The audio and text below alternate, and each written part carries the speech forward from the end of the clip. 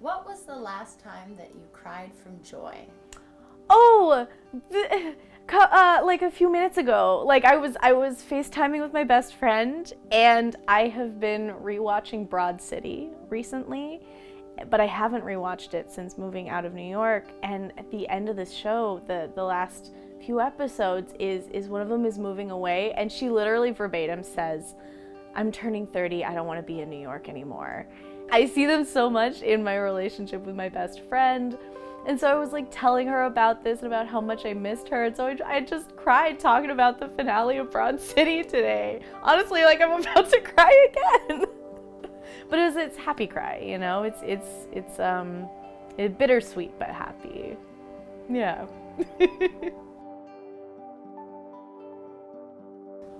What words were said to you that cut the deepest and still stay with you? There are two different directions I can go with this. One is being a person that has been performing my whole life, and not just in small settings, but like I was doing voiceover since I was a kid, and like I didn't get a lot of criticism. I was fairly well supported while being a kid actor, but I remember having access to the internet and like looking up reviews for a voiceover project that I did, and just like a single bad review saying like she's not very good, and like that stuck with me for forever. And it wasn't even that bad, but it's you have people saying a million nice things, but like that one person that's giving you criticism and you're like, that's it, that is who I am, that is the core of my being. They said I was bad and they're a stranger with no face on the internet, and I believe them. So there's that, and then there is the other side of my identity, or a different facet of my identity, of like being called fat, being, fat shamed as a kid, both in ways that were intentionally harmful, but I'm finding like also as I get older and go through therapy, the ways in which people thought they were helping that were actually so detrimental.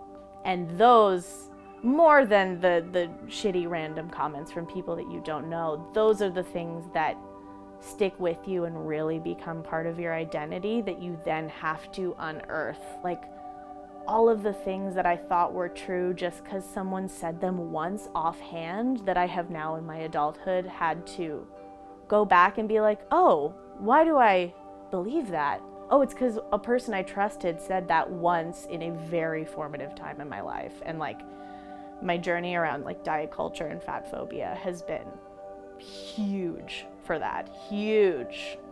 Yeah.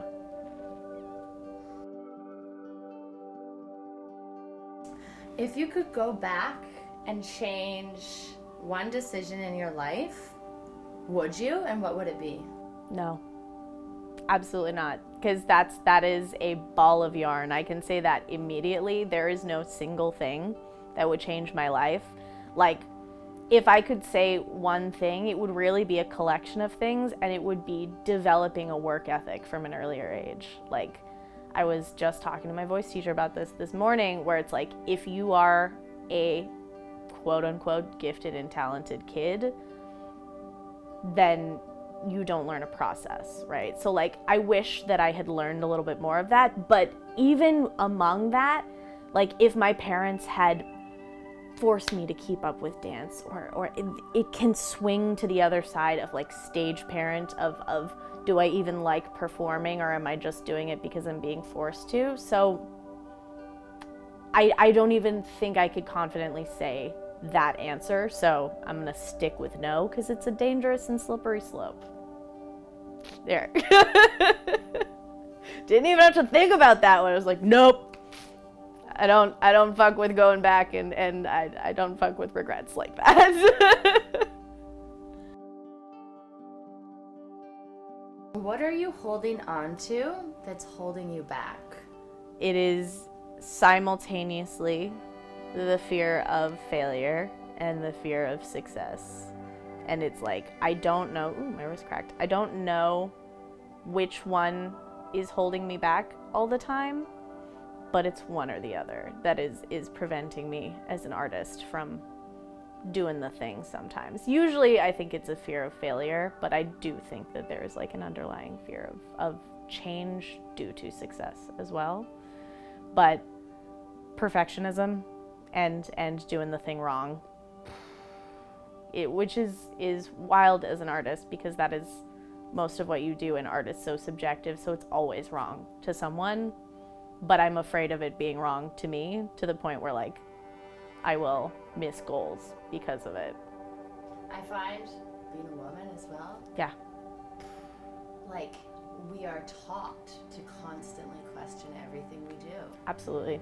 Whereas men are taught in this patriarchal society, which affects them negatively as well, but they're taught to just do the thing. Mm-hmm. I saw, or I was listening to a podcast a while back with a woman who ran a coding class for kids and talked about how she would go around to all the boys in the room and they would have a page of stuff that was totally wrong, but there it was. And they were like, this? And she was like, no, but good try. And then she oftentimes would go to the girls in the class and they would have an empty page. And she'd be like, have you not started working? And they'd say, no, I did, but I knew it was wrong, so I deleted it. And it's like, I would rather show no work than the wrong work. And it is such a gendered thing so often. And yeah, you're absolutely right about that. Is boys are often taught to go out and try and fail, and girls do not have that luxury. Because it is the fallacy of lack, right? Is we must compete against each other, so we must be the most perfect form of ourselves because there's only so much space for us, when it's not actually true. There is space for everyone. Some people are just hoarding resources.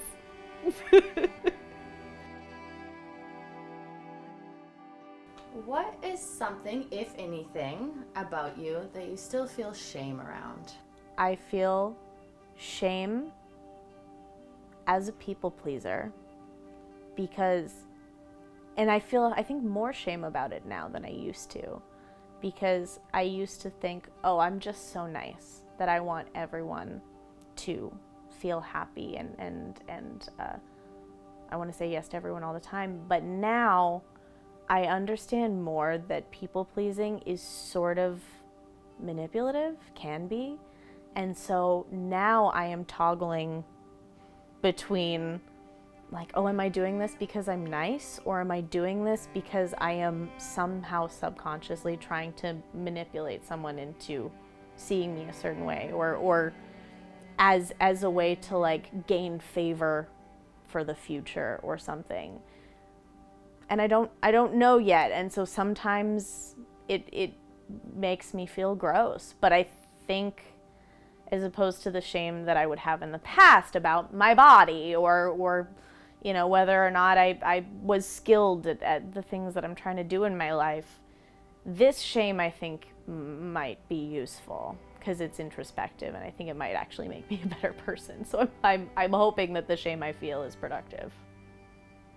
Yeah, and I'm like, ooh, now I'm just like popping up of all the other things that I feel shame about, like that are actually useful. Like I have white guilt shame, right? Of like, I'm not doing enough. I need to be doing more. I need to be reallocating my resources. I need to be budgeting better so that I can do that. I need to be spending more of my time getting involved in the community. And those are all useful parts of shame that I think, as long as you don't collapse in on yourself, that white people need to feel, because we should.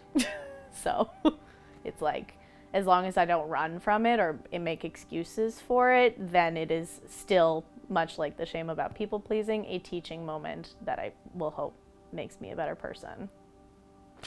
Yeah, for the sake of, again, white people use like social justice as a ways to make themselves better, but it's I hope it makes me a better person, not for me, but for the community at large.